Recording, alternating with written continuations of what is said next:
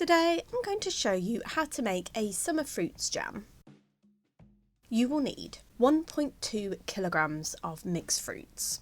My mixture included 300 grams of redcurrants, 300 grams of blackcurrants, 250 grams of raspberries and 350 grams of plums. All of mine were frozen, but you can use fresh if you want. So with a mixed fruit jam, you might have a different ratio of fruit that you want to use. So in terms of this recipe, I have used just granulated sugar and not jam sugar. And to just use granulated sugar, you're going to want at least 75% of your fruit to be a high pectin fruit. So pectin is something that naturally occurs in fruit that is going to help your jam set. So in terms of high pectin fruits, you're talking apples, blackberries, blackcurrants, redcurrants, plums. To be fair, if you Google it, like Google your fruit with the pectin, it will tell you what a high pectin fruit is. In terms of low pectin fruits, these are the fruits that won't set if you just add granulated. In terms of low pectin fruits, you're talking blueberries, you're talking strawberries, pineapples, pears, peaches. Again, if you Google it, the Google will tell you if it's a high or a low pectin fruit. So in terms of my recipe, the redcurrants, the blackcurrants, the plums are all high pectin fruits. Raspberry are moderate to low. So with this recipe, because we've got high pectin fruits, we don't need to add the pectin because I've got more than 75% of my fruits are high pectin.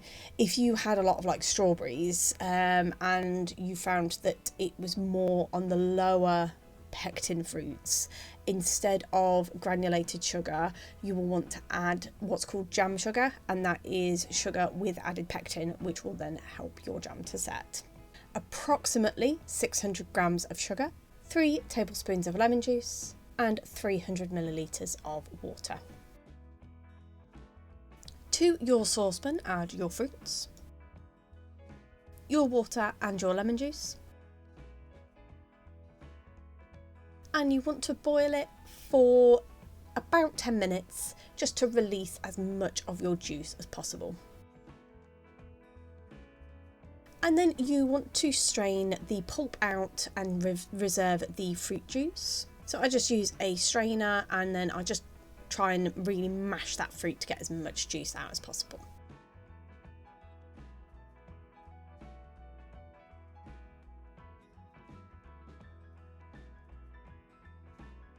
And then we want to work out how much sugar we want to our fruit juice. So weigh your fruit juice, and then for every 4-part fruit juice, you want 3 parts sugar. So the weight of your fruit juice divided by 4 times by 3, which will give you your sugar weight. So for myself, I had 900 grams of fruit juice.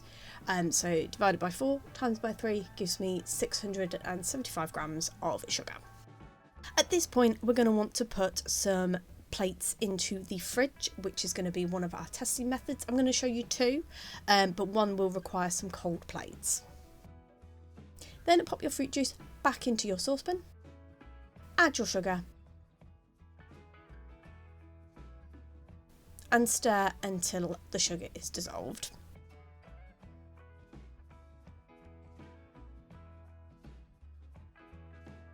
You then want to bring your fruit juice to a rolling boil, turn right down, and then allow it to boil for about 7 to 10 minutes. And then once you've boiled it for about 7 to 10 minutes, you'll notice it's thickened up.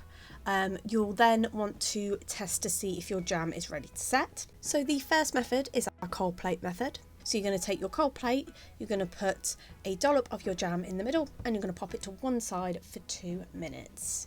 While doing any of these testing methods, you do want to take your jam off the heat because it could overboil while we're waiting for it to test. The second method is to use a wooden spoon, put a dollop of your jam in the middle of the wooden spoon, and again put that to one side for 2 minutes just to allow it to cool. And then after a couple of minutes has passed, with the plate method, run your finger through the middle of the jam. If the jam starts to wrinkle and kind of stays parted, then it is ready to set. And with the wooden spoon method, if you drop your dollop of jam back into your saucepan, if it falls as one blob, then it's ready to set. If it falls as a liquid and more liquidy, then it needs a couple more minutes.